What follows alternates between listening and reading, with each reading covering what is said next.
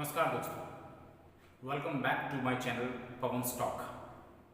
आज हम बात करेंगे फ्यूचर कॉन्टिन्यूअस टेंस की। इसका इस्तेमाल हम उन एक्शंस के लिए करते हैं, उन कार्यों के लिए करते हैं जो फ्यूचर के किसी समय पर चल रहे होते हैं। In this tense we talk about the actions which are found going on at a particular time in future. Helping verb के तौर पर इस टेंस में हम विल या शैल के साथ बी का प्रयोग करते हैं। मेन वर्ब की फर्स्ट फॉर्म में आईएनजी का प्रयोग किया जाता है। As helping verb use will oblique shall plus be along with the ING form of main verb. तो सबसे पहला नंबर आता है अफर्मेटिव सेंटेंस की बात करने का। दोस्तों, अफर्मेटिव सेंटेंस की फॉर्मेशन होती है subject plus will oblique shall plus be plus verb ING form plus object and plus other words. For example, वह कल सुबह रेलवे स्टेशन पर मेरा इंतजार कर रहा होगा। He will be waiting for me at the railway station in the morning tomorrow. कल शाम को हम ट्रेन से सफर कर रहे होंगे। We will be traveling by train in the evening tomorrow. Now, we'll talk about negative sentences. दोस्तों, जैसा कि आप जानते हैं नेगेटिव सेंटेंस में नॉट लगाना होता है, तो फॉर्मेशन होगी सब्जेक्ट प्लस विल या shall plus not plus be plus verb ING form plus object plus other words.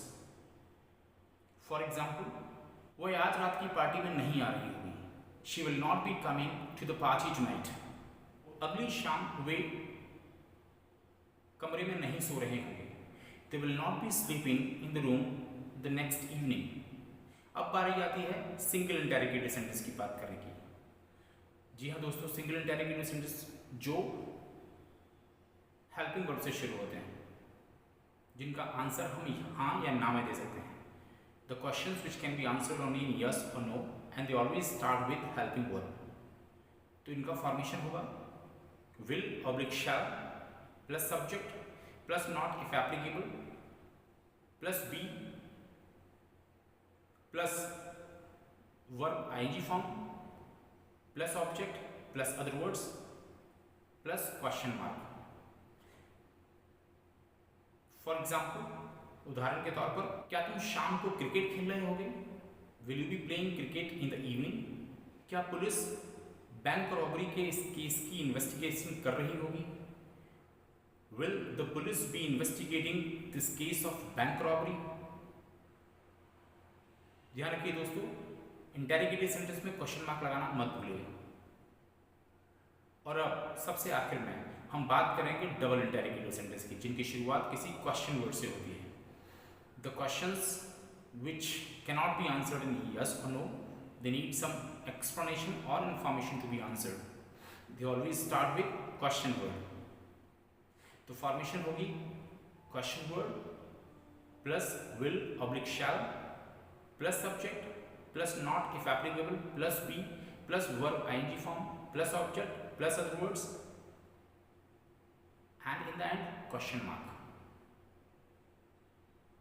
उदाहरण के तौर पर, फॉर इंस्टांसेस, अगली कक्षा में तुम क्या पढ़ रहे होगे?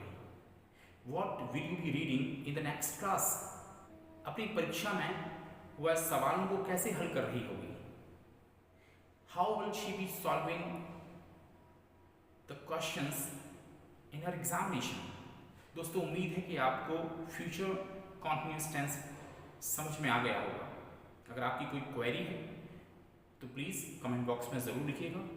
वीडियो अगर पसंद आया है तो उसको शेयर कीजिएगा, लाइक कीजिएगा और सब्सक्राइब कीजिएगा। Thank you very much.